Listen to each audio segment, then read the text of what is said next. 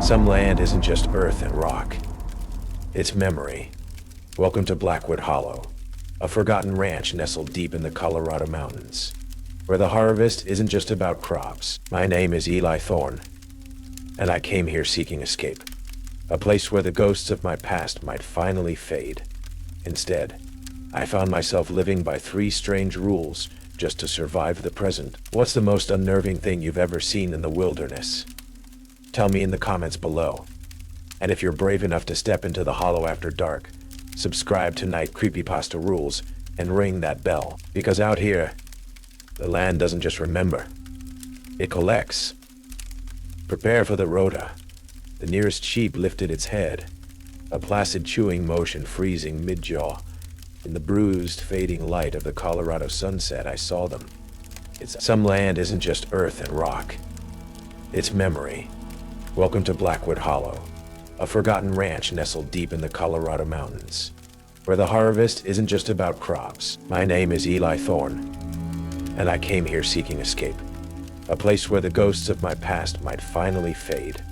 Instead, I found myself living by 3 strange rules just to survive the present. What's the most unnerving thing you've ever seen in the wilderness? Tell me in the comments below. And if you're brave enough to step into the hollow after dark, subscribe to Night Creepypasta Rules and ring that bell. Because out here, the land doesn't just remember, it collects. Prepare for the Rota. The nearest sheep lifted its head, a placid chewing motion freezing mid-jaw. In the bruised, fading light of the Colorado sunset, I saw them. Its eyes, not the placid, rectangular pupils of a normal sheep, but 2 glowing crimson embers, devoid of discernible iris or sclera, fixed on me with a cold, calculating, utterly inhuman intelligence. My breath hitched, a primal instinct, one honed by years spent staring through a camera lens at things that belonged in the deepest shadows of the wild, screamed at me to run. Don't blink, Eli. Cal Armitage's voice, calm to the point of unnerving indifference, sounded beside me. Clara, Cal as she preferred, was the young, surprisingly tough manager of this sprawling, isolated ranch, Blackwood Hollow. Whatever happens, she continued, her gaze fixed on the crimson-eyed ovine horror. When they look at you like that, you don't ever blink. Rule number 3. Rule number 3, on my first goddamn day, alias Eli Thorne, formerly a wildlife photographer with a once promising career, now a seasonal ranch hand, trying to outrun the ghosts of a single damning photograph, an image of something in the remote Wyoming wilderness. Something with eyes, just like that, a photograph that had branded me a pariah, a madman. I'd come to Blackwood Hollow seeking manual labor, seeking an escape from the city's judgmental whispers, seeking perhaps a penance. I was beginning to suspect I'd found something far more complex, far more terrifying. The crimson-eyed sheep, and now I noticed several others in the flock turning, their eyes igniting with that same hellish glow, didn't move. They just stared. The silence of the high mountain valley, usually filled with the gentle bleating and the sigh of wind through pines, became a taut, listening stillness. This isn't normal, Cal, I managed, my voice a dry rasp, my own eyes burning from the effort of not blinking. A humorless smile touched her lips. Normal's a flexible concept out here, Eli. Blackwood Hollow has its own rhythms, its own Rota. She handed me a worn, hand-stitched leather pouch. The rules. My great-grandmother penned them. Says they're the difference between seeing another sunrise and becoming part of the pasture. Inside the pouch, a single yellowed piece of parchment. The ink faded but legible. The silo ladder beckons only one way. Do not answer its call. If the wind whispers your deepest shames, hum the oldest song you know, and hum it loud. When the flock's eyes burn with the blood moon's fire, meet their gaze unwavering. They are not of the fold. They are not of the fold. I breathed. the words tasting like ash in my mouth. The crimson eyes of the lead sheep seemed to narrow, as if in acknowledgement.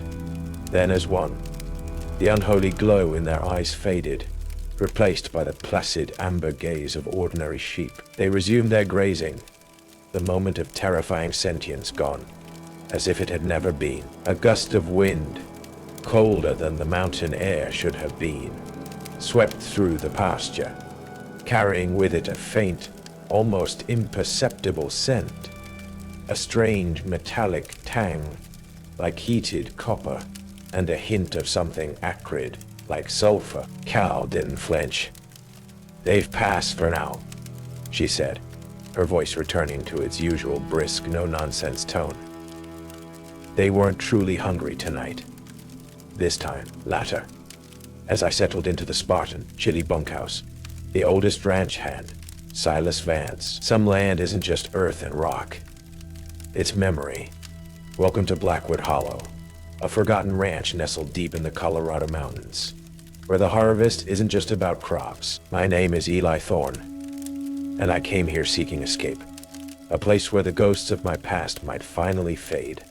Instead, I found myself living by 3 strange rules just to survive the present. What's the most unnerving thing you've ever seen in the wilderness? The work at Blackwood Hollow was brutal, honest, and blessedly mind-numbing. Mending fences, the work at Blackwood Hollow was brutal, honest, and blessedly mind-numbing.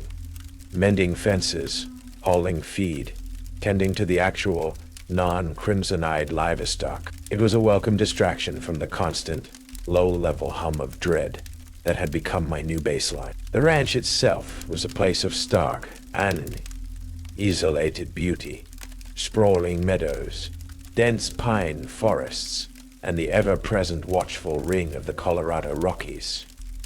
But beneath the beauty, there was a tension, an ancient, palpable wrongness. The air, especially near the towering, rust-streaked silo, often carried a strange metallic tang, like ozone after a lightning strike, or sometimes a cloying artificial sweetness, like spoiled honey. Sound seemed to distort around it. The wind would whisper in odd, almost conversational cadences, and my own footsteps would sometimes echo back with an unsettling delay, as if a duplicate Eli Thorne were walking just a few paces behind me, in a slightly different dimension. My interactions with Cal Armitage remained professional, strained. She was a hard taskmaster, demanding and efficient, but I saw the exhaustion in her eyes, the subtle tremor in her hands when she thought no one was looking. She was young to carry such a weight, the weight of this ranch, its history, its Rota. She spoke vaguely of keeping the land happy, of honoring the old commitments, her words hinting at a burden far deeper than mortgages or crop yields. The first rule, the silo ladder beckons only one way. Do not answer its call, was tested not out of defiance, but out of a foolish, misplaced sense of duty. A young calf, spooked by a passing hawk, had somehow managed to wedge itself between the lower rungs of the silo's ancient external ladder, its panicked bellows echoing across the valley. Without thinking, driven by an old ranger's instinct to protect the vulnerable, I started up the ladder. The metal rungs were cold, slick with a strange, oily dew, despite the dry morning air. As I reached the 5th rung, a wave of intense vertigo and nausea slammed into me. The familiar sounds of the ranch, the distant lowing of cattle, Silas off-key whistling, the clatter of Cal's pickup truck seemed to recede, replaced by a profound, humming silence, a silence that pressed in on my eardrums. I looked up. The sky above the silo's open maw was no longer the bright Colorado blue. It was a roiling, bruised purple-black, lit by strange, cold, unfamiliar constellations. "Eli, get down from there. Now." Cal's voice, sharp with a terror I'd never heard from her before, cut through the humming silence. She was at the base of the silo, her face ashen. I scrambled back down, my legs shaking, the world snapping back into its normal sunlit reality with a jarring lurch as my boots hit the solid earth. The calf, miraculously, had freed itself and was now nuzzling its mother. But I felt different, disoriented, as if a part of me had briefly touched that other star-dusted sky and hadn't quite made it all the way back.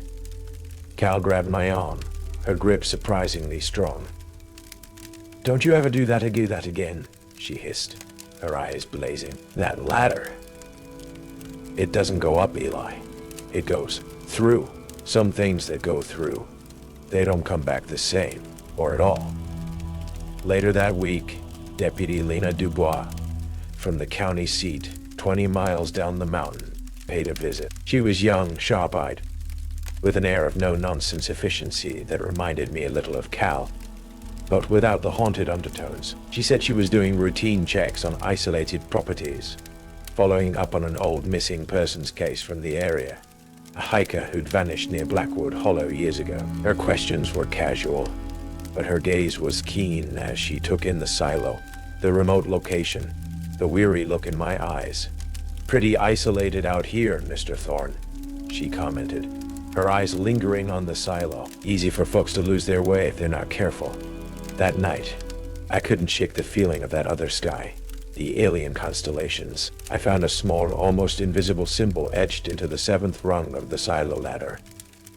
A spiraling sigil with 3 sharp, angular points at its center. When I idly sketched it in my notebook, a jolt of an electric static seemed to leap from the page, and for a heart-stopping moment, the image of the creature from my damning photograph, the one with the eyes that burned like crimson coals, flashed vividly in my mind.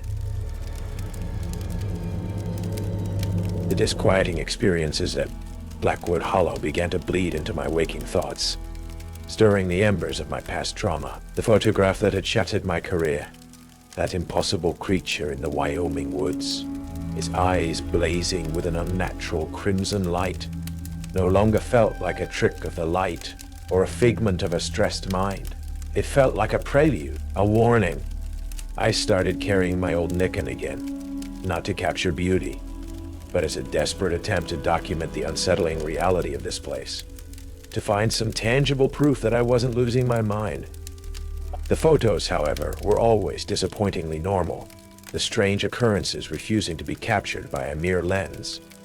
Silas Vance, the old ranch hand, became an unlikely source of not comfort, exactly, but a kind of stoic, earthy wisdom. He never spoke directly of the rules, or the crimson-eyed sheep, or the silo's beckoning void, but he taught me to read the subtle language of the land.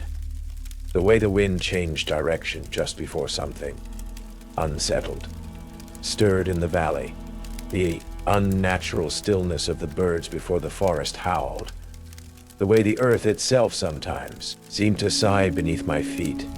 "This land, Eli," he'd said one afternoon, as we mended a stretch of fence bordering the whispering wheat fields. "It's old, older than the mountains, older than the first trees. It remembers things we've forgotten how to name. And sometimes, it talks. You just gotta know how to listen, and how to answer back proper, so it don't take your words for something else." His cryptic advice became chillingly relevant. The second rule: if the wind whispers your deepest shames, hum the oldest song you know, and hum it loud, was tested on a day when a dry, hot wind swept down from the high peaks, rattling the windows of the bunkhouse and stirring the endless fields of wheat into a rustling, sibilant ocean. I was out on the far perimeter, checking a malfunctioning water pump, alone with the vast open sky and the whispering wind. At first it was just the usual moan of air through the high grasses. Then it changed. The rustling of the wheat, the sigh of the wind, began to form words, my thoughts, my deepest, most secret anxieties, spoken aloud with a chilling, intimate clarity. "You could have saved Finn, Eli," the wind whispered, its voice a dry, papery rustle, yet undeniably my own internal accuser. You hesitated. You ran. His screams. You still hear them, don't you? That photograph, it wasn't a trick. It was a judgment. You saw the truth, and you were too craven Two-Face. You'll always be a failure, a runaway. A cold, numbing despair washed over me. The wind's accusations were my own self-recriminations, amplified, given voice, made inescapable. I wanted to scream, to flee, to curl up and disappear. But Silas' words, Cal's rule, echoed in my mind. Hum the oldest song you know. My mind fumbled, then seized upon a half-forgotten folk ballad my grandmother used to sing. A simple, mournful tune about a lost love and a long journey home. My voice was a raw, trembling croak at first, wayfaring stranger, traveling through this world of woe. The wind seemed to mock me, its whispers growing louder, more insistent, lacerating. A world of woe you created, Ellie. Your fault, your fear. I squeezed my eyes shut, forcing the melody out, louder now, pushing past the shame, past the despair. But there's no sickness, toil, nor danger in that bright land. To which I go, I hummed when the words failed. The simple, repetitive tune, a fragile shield against the onslaught. Slowly, almost imperceptibly, the character of the wind began to change.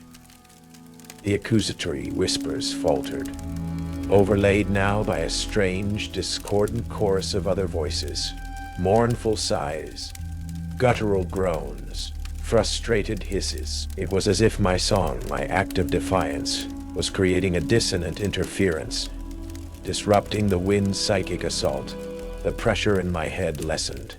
The crushing weight of despair began to lift. Finally, with a last frustrated gust that flattened the wheat around me, the voices faded, leaving only the clean, neutral sound of the wind. I stood there, drenched in sweat, my throat aching, but lighter. The shame was still there, a dull ache, but the corrosive, self-destructive edge had been blunted. I had faced the Zephyr's confession, and I had, in some small way, answered back. Deputy Dubois returned later that week. This time, she wasn't asking about missing hikers. She presented Cal with a search warrant, albeit a limited one. We had an anonymous tip, Ms. Armitage. Lena said, her voice firm but her eyes betraying a hint of unease, about unorthodox agricultural practices, and the discovery of certain archaeological artifacts on your property that haven't been reported. She was clearly on a fishing expedition. Her previous suspicions about the ranch now sharpened by something new. Her gaze lingered on me, then on the silo, then back to Cal.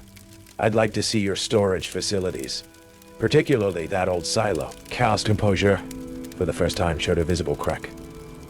A flicker of something cold and hard passed through her eyes. The silo is structurally unsound. Deputy, she said, her voice tight. It is not safe for entry. But Lena was not to be deterred. As she spoke, my eyes drifted to a small, almost invisible marking I'd recently noticed on the wide barn door. A crudely scratched spiral with 3 angular points, identical to the one on the silo ladder. It looked fresh, as if someone or something was marking its territory, or perhaps extending an invitation. The uneasy truce with the Armitage hong vit be anijig bi ang ting. Supernatural elements seemed to fray further after Deputy Dubois. Her interest in the silo, her talk of archaeological artifacts, had clearly rattled Cal. The atmosphere on the ranch grew heavier, the nights more charged. I began to see the crimson eyes of the flock more frequently, not just at dusk, but sometimes a single pair, burning like malevolent embers from the deep shadows of the barn. or from the edge of the dark, rustling cornfields, even in broad daylight. They were watching, always watching. Cal became more withdrawn, more authoritarian. She restricted my access to certain areas of the ranch. The old, crumbling stone chapel at the edge of the woods. A strange, circular grove of ancient twisted junipers on the western ridge. And of course, the silo. She also started spending more time with a select group of sheep. Animals that seemed larger, more intelligent, their fleece an unnaturally dark, almost black hue. She'd lead them off towards the western ridge at dusk, armed with a shepherd's crook that looked more like an ancient rune-carved staff. Silas Vance, when I tried to ask him about it, would just shake his head, his lips a grim line. Best not to question the shepherdess when she tends a special flock, Eli. Some paths are not for our treading. The third rule: when the flock's eyes burn with the blood moon's fire, meet their gaze unwavering. They are not of the fold, was invoked again, but this time with a terrifying ritualistic intensity. It was the night of the hunter's moon, a sliver short of a true blood moon, but close enough apparently. Apparently, the sky was a bruised purple, the air electric. I was on my final round, heading back to the bunkhouse, when I saw them. The entire flock, perhaps 30 or 40 strong, not grazing, not sleeping, but standing in a silent, perfect circle in the center of the main pasture, directly beneath the malevolent silhouette of the silo. And every single pair of eyes was fixed on me, blazing with that same infernal crimson light. This wasn't a chance encounter. This was a summons, a confrontation. Remembering the rule, my heart hammering against my ribs like a trapped bird, I stood my ground. I met their collective, unblinking gaze. The silence was absolute, save for the frantic thudding of my own pulse. The pressure built, an almost physical force, as if their combined will was trying to crush me, to peel back the layers of my sanity, to stare into my soul. The world around me seemed to waver, the edges of the landscape blurring, the crimson eyes the only fixed, burning points in a sea of encroaching darkness. I felt that familiar, terrifying pull, as if something were trying to detach my consciousness from my body, to draw me into their collective, alien mind. They are not of the fold. The words were a lifeline. I clung to them, focusing all my will on meeting those unholy stares, on not blinking, on not looking away. It felt like an eternity. My eyes burned, watered, screamed for relief. But I held. Then Silas Vance was there, appearing as if from the earth itself, materializing at the edge of the circle. He didn't carry his usual whittling knife, but a long, ornately carved wooden staff, similar to Cal's, though older, darker. He struck the staff once upon the ground. The sound, a dull, resonant thud, seemed to ripple through the earth. The crimson glow in the sheep's eyes flickered, then slowly, reluctantly, began to fade. The intense psychic pressure lessened. One by one, they lowered their heads, the alien intelligence receding, replaced by the familiar, placid stupidity of ordinary livestock. They began to bleat to mill about, the unnatural circle breaking apart. "The moon is strong tonight," Silas said, his voice a low rumble, his face grim in the eerie light. "They get forgetful, forget their purpose. Or perhaps," he added, his gaze unreadable, "they remember it too well." He looked towards the silo. "The old bargain demands its due. And the shepherdess, she prepares the offering." His words sent a chill deeper than the mountain night down my spine. Shepherdess. Offering. The pieces were falling into place, forming a picture of horrifying, ritualistic intent. Lena Dubois contacted me secretly a few days later. Her official investigation into Blackwood Hollow had hit a brick wall of local silence and Armitage family lawyers. But her own research, he said, had unearthed something terrifying. She'd found old county records, deeds, and family correspondence dating back to the mid-1800s, when the first Armitages had settled this valley. They weren't just ranchers. They were, according to several veiled references and folkloric accounts, leaders of a harvest cult, a pre-Christian European sect that had brought its dark rituals to the New World. Rituals involving blood moons, Sila-like gateways, and seasonal offerings to ensure the fertility of the land and the appeasement of the old ones beneath. Eli. Lena's voice was tight with urgency over the burner phone she'd insisted I use. The Rota Cal mentioned, it's not a work schedule. It's a sacrificial Rota. Theron Finch, the missing hiker Deputy Dubois, was initially investigating you about from years ago. His name appears in an old Armitage ledger, under the heading Autumn Tithe. I think that photograph you took, the one that ruined you, it wasn't just a random creature. I think you photographed one of their previous keepers, or one of their failures. The upcoming winter solstice, the true blood moon, was less than a week away. The harvest Rota. My name, I was now certain, was next on its list, and Cal Armitage, the quiet, burdened shepherdess, was preparing to lead her unholy lamb to the slaughter. The week leading up to the winter solstice was a descent into a landscape of waking nightmares. The very air at Blackwood Hollow thrummed with an ancient predatory energy. The silo, that rust-streaked monolith, seemed to hum with a low internal vibration, its presence a constant oppressive weight on my senses. The wind no longer just whispered my fears. It shrieked them, its voice a legion of my past failures. Finn's spectral accusations a constant tormenting chorus. The crimson-eyed flock was a ubiquitous, silent sentinel, their gazes following my every move, their stillness more menacing than any overt threat. Sleep was a battlefield, each dream a fresh assault. Cal Armitage was a woman transformed. Cal Armitage was a woman transformed. The ounce of weary burden she'd carried was now overlaid with a chilling, almost fanatical resolve. She moved with a ritualistic precision, her days spent in whispered consultations with Silas Vance, in the shadow of the old rune-carved junipers, or in solitary, unnerving communion with her special flock, near the crumbling stone chapel. The leather-bound rules she'd given me now felt less like warnings and more like a catechism for a sacrifice. Lena Dubois, bless her stubborn, investigative heart, became my only lifeline to the sane world, though even she was clearly shaken by what her research had uncovered. Eli. She'd breathe over the burner phone, her voice tight with a mixture of fear and grim determination.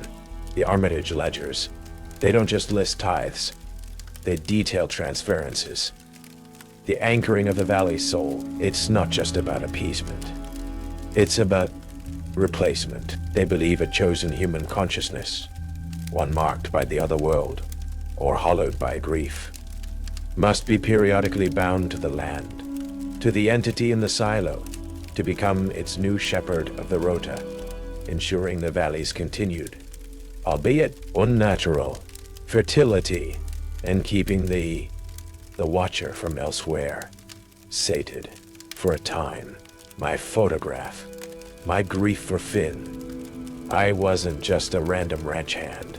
I had been selected. The night of the winter solstice arrived under a sky, the color of a fresh bruise, a bloated, blood-red moon leering down like a cyclopean eye. A profound, unnatural stillness descended upon Blackwood Hollow, a silence that was far more terrifying than any howl or shriek.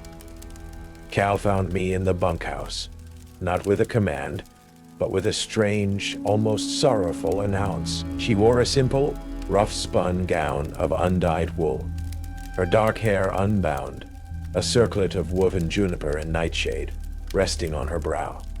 She looked like a priestess from some forgotten pagan rite. In her hand, she carried not her shepherd's crook, but a single, perfect, obsidian black ear of corn, a harvest lord.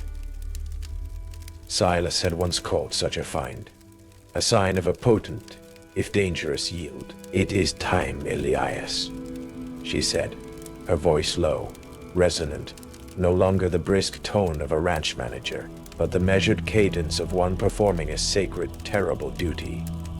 The Rota turns, the Watcher, awaits its due. She didn't try to force me. She didn't need to.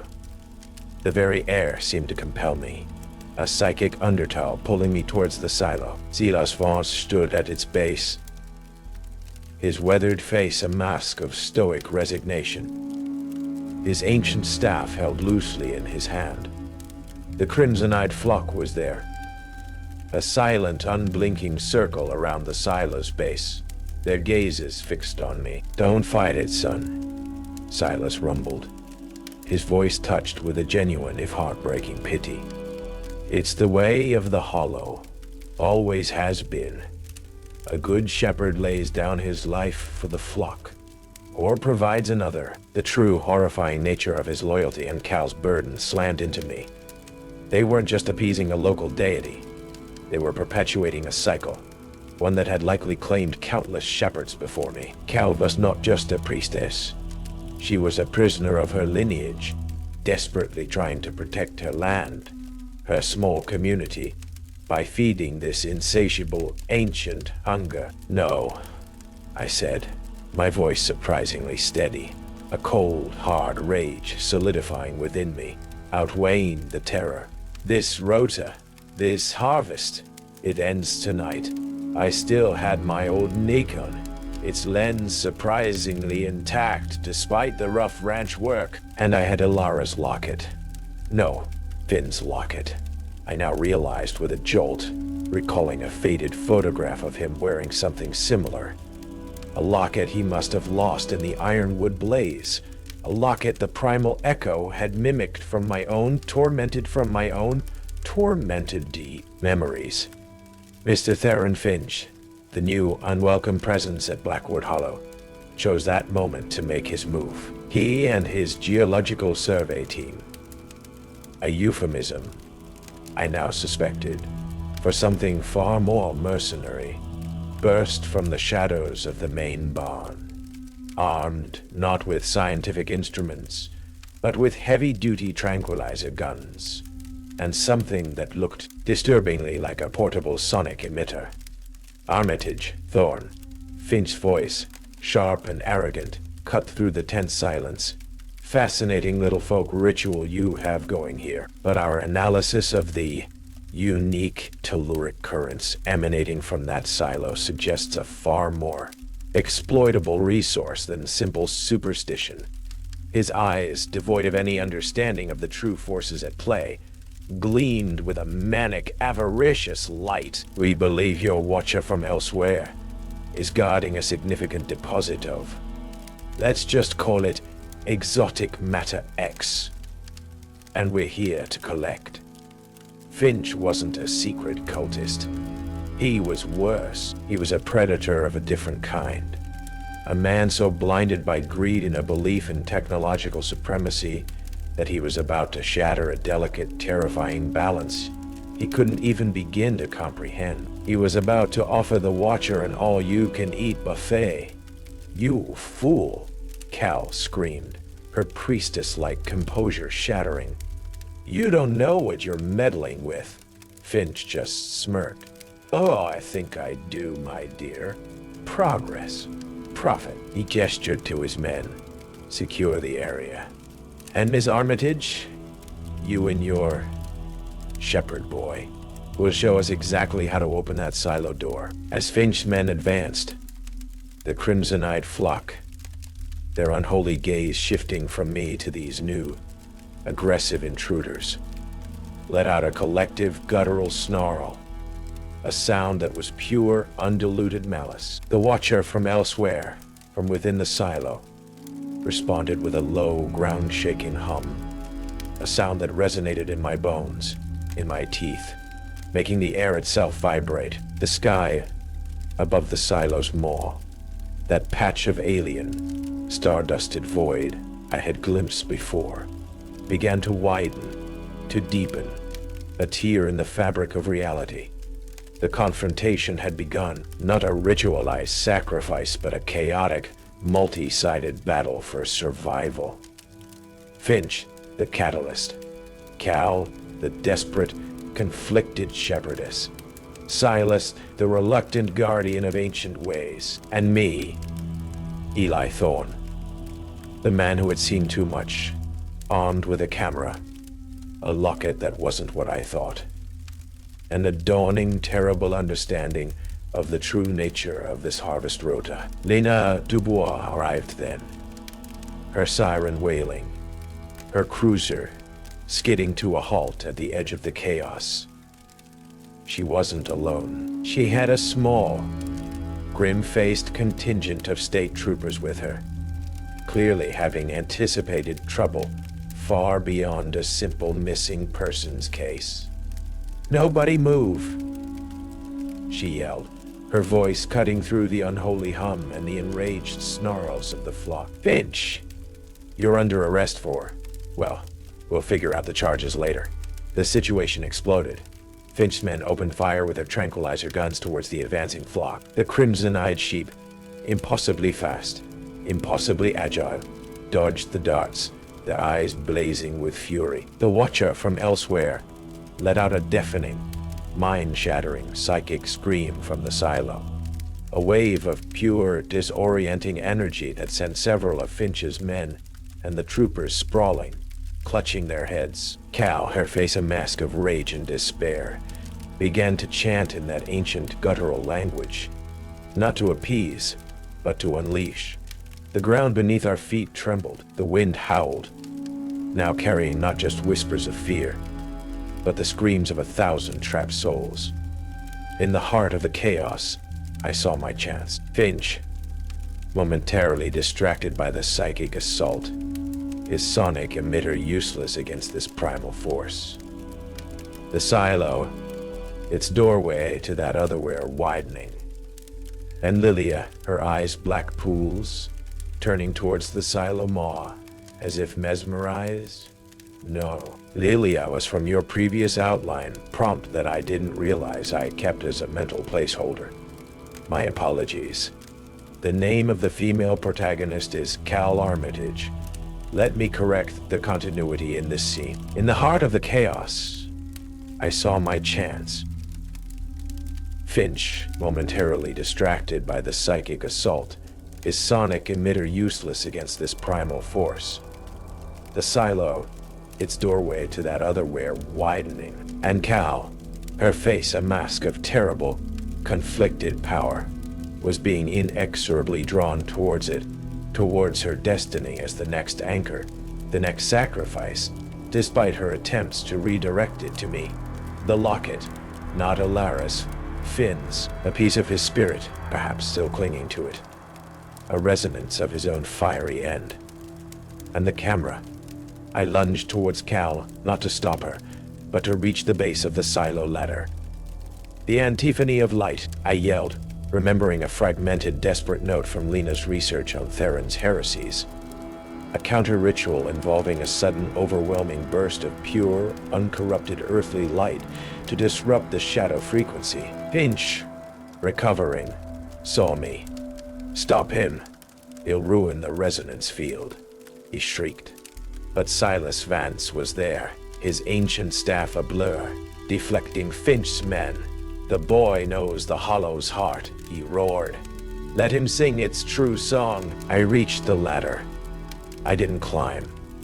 I aimed my Niken, not at the void above, but at the highly polished, rust-free interior of the silo's giant discharge chute. A massive, curved metal surface. I adjusted the settings. Maximum aperture, slowest shutter speed, built-in flash to full, brutal power. And as Cal took her final trance-like step towards the gaping maw of the silo, as the Watcher from elsewhere reached out with shadowy, stardusted tendrils, I pressed the shutter. The flash was blinding, a miniature sun exploding within the confines of the silo, reflected and amplified 1,000 times by the curved metal. A supernova of pure earthly light. The Watcher screamed, a sound that was not sound but a rip in the fabric of reality itself. The shadowy tendrils recoiled as if burned.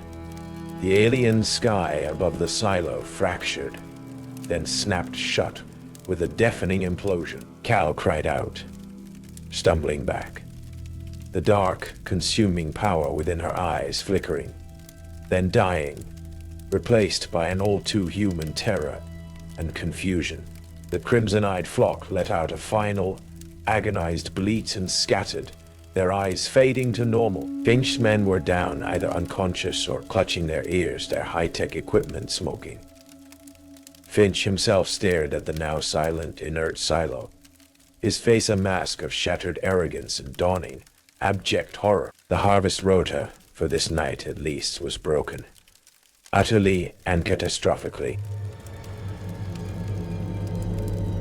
The silence that fell in the wake of the flash, the antiphony of light, as I'd hysterically dubbed my desperate, photographic Hail Mary, was almost as deafening as the preceding chaos. The blood moon still hung in the sky, but its malevolent leer seemed diminished. The air, gradually, began to lose its oppressive, otherworldly charge, the scent of ozone and sulfur slowly giving way to the clean, cold sharpness of the Colorado night. Cal Armitage lay where she had fallen, at the foot of the silo ladder, a crumpled heap of rough-spun wool. She was breathing shallowly, but her eyes, when they fluttered open, were her own again, dark, tired, and filled with an immense, heartbreaking sorrow. The ancient, terrible power that had possessed her, the burden of the shepherdess, was gone. Eli Thorne was at her side instantly, his weathered face a stoic mask that couldn't quite hide the relief and the fear in his eyes. Finch's survey team were a mess.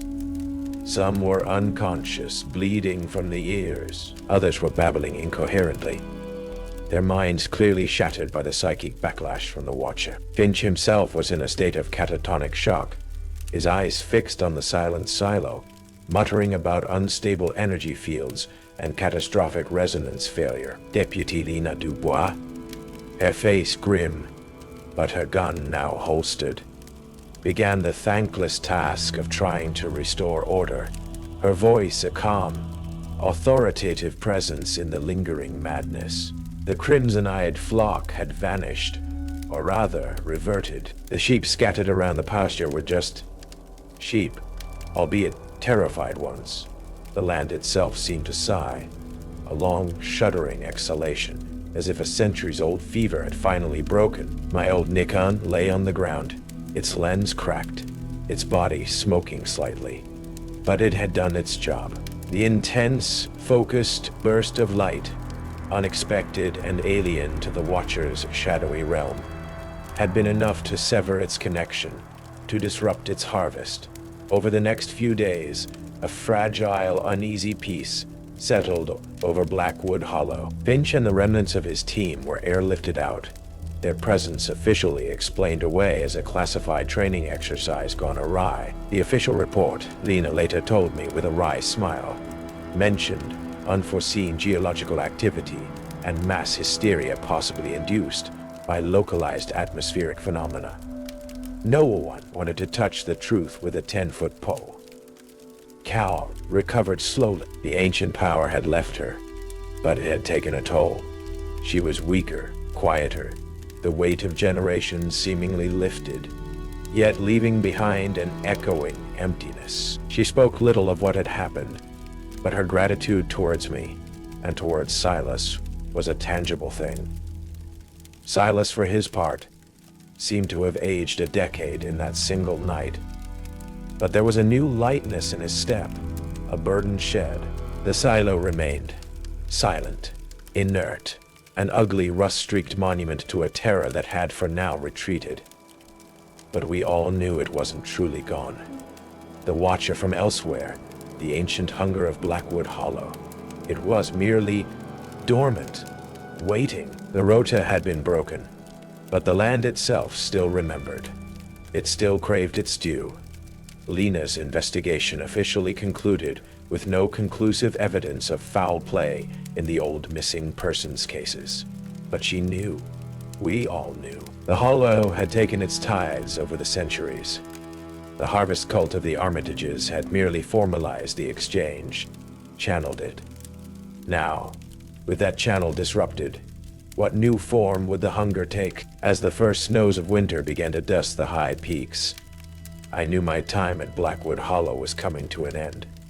I had faced my monster, not the one in the photograph, but the one within myself, the one born of guilt and fear, and I had, in some small desperate way, found a measure of, not peace perhaps, but a truce. I left Blackwood Hollow as the valley was surrendering to the deep sleep of winter. The silo stood stark against the gray sky, a silent, brooding question mark on the landscape. Cal, thinner, more fragile, but with a new, quiet strength in her eyes, pressed a small, intricately carved wooden sheep into my hand as I departed. "A reminder," she'd said, "that not all in the flock are what they seem, and that even the oldest songs can sometimes be changed." Silas Vance had just grunted, given me a firm handshake and a pouch of pungent protective herbs. "For the road, son. It's a long one, and the wind still whispers." Lena Dubois dropped by to see me off. "The official file on Blackwood Hollow is closed," she said, "but mine isn't. There are other valleys, Eli, other silos, other families with unique agricultural traditions." Her gaze was steady, knowing. "If you ever see anything, hear anything." I knew what she meant. The Rota, the cycle. It wasn't confined to one isolated Colorado ranch. It was an ancient, unseen pattern woven into the fabric of the wilder, forgotten places of the world. I didn't return to wildlife photography. Not in the same way. My lens, I realized, had always been drawn to the liminal, to the edges where the known world frayed into something else. Now, I understood why. The monster in my infamous photograph no longer haunted me as a failure of perception, but as a first, terrifying glimpse of a reality I could no longer deny. Years passed. I drifted, taking odd jobs, always in remote places, always near the untamed edges. A fire lookout in Oregon, a caretaker for a remote hunting lodge in Montana, a seasonal worker on an Alaskan fishing vessel, and always I listened. I watched. I carried Finn's locket, for it was his. A fact Cal had somehow known, a resonance the Hollow had sensed, and Cal's small wooden sheep, and Silas's herbs, talismans against a world far stranger and more predatory than most could imagine. Sometimes I would hear it, a familiar multi-toned howl on a moonless night, carried on a wind that whispered not my fears, but old forgotten names. Sometimes I'd see a flock of ordinary animals, deer, elk, even crows, their eyes for a fleeting instant, glowing with that same telltale crimson fire before they scattered. And sometimes in the deepest, most isolated wilderness, I would glimpse a structure, a ruin, something tall and cylindrical against the skyline that made the hairs on my arms stand on end, and the old familiar dread clench my gut. The watcher from elsewhere was not a singular entity. It was a type, a hunger, a presence that tethered itself to certain places, certain bloodlines, certain cycles of the land, and the harvest Rota, it was still turning, silently, unseen by most. One crisp autumn evening, years after Blackwood Hollow, I found myself on a desolate stretch of highway in rural Pennsylvania, my truck having broken down. As I waited for a tow, I leaned against a fence post, looking out over a vast, shadowed cornfield. The harvest moon, a perfect blood-orange orb, was rising, and from the depths of the corn, I heard a faint, rhythmic rustling, and a low, almost inaudible hum that resonated deep in my chest. Then, at the edge of the field, a figure emerged, a woman, silhouetted against the rising moon, holding a shepherd's crook. She turned, and even from that distance I could see them, her eyes glowing with a faint crimson light. She raised a hand, not in greeting, but in a gesture of quiet, timeless acknowledgement. A new shepherdess for a new hollow. The Rota ground on. I didn't run. I didn't hum. I just met her gaze, my hand instinctively closing around the small wooden sheep in my pocket. The silence of the night was no longer empty. It was filled with the unspoken, with the ancient, with the eternal, hungry turning of a world most people never even dream exists. And I, Eli Thorne, was one of the unfortunate few who had glimpsed its terrible, unrelenting rhythm. The harvest, I knew with a chilling certainty, was never truly over. It was merely waiting for the next ripe soul. The Rota turns and the land remembers. Eli Thorne learned that the hard way. Blackwood Hollow holds its secrets tight, guarded by eyes that burn crimson and winds that whisper your deepest fears. The harvest is never truly over. It just waits for the next season. Seriously, if you didn't stay until the very end, you missed the final chilling glimpse of the Rota's true, terrifying scope. The twist at the close will leave you questioning the very ground you walk on. What do you think the Watcher from elsewhere is? What is the true nature of the crimson-eyed flock? Share your theories in the comments below. And if you made it through the night at Blackwood Hollow, if the land hasn't claimed you, then you're already part of our story. Subscribe to Night Creepypasta Rules, because some seeds, they require a very specific kind of fertilizer. And the harvest continue.